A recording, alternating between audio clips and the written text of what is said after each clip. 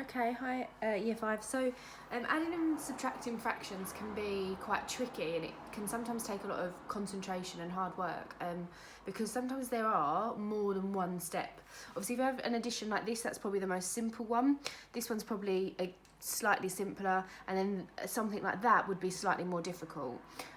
Just as a tip, remember that all fractions, in order to add or subtract them, have to have the same denominator. So in some of my other videos I've shown you how to convert that, and I've shown you how to convert improper fractions as well. So I'm just going to show you two examples here. Just make sure you can see it. So here, when we're adding or subtracting fractions, all we have to do is add or subtract the numerators, and our denominator will always stay the same. So we already know that these are staying the same. Because they're both already the same, that stays the same. Okay, so we know that already. When we're adding fractions, all we can do here, all we need to do is 2 add 4. So 2 add 4 is 6, and that's that question complete, a nice easy one.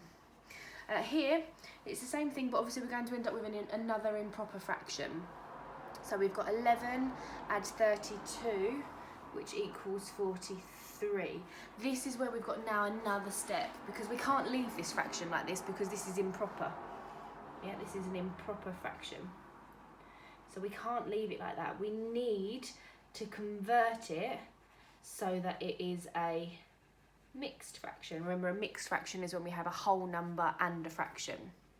So in order to convert that, what we need to do is we need to look at how many 7s are there in 43. Okay, so I know that 6 7s are 42.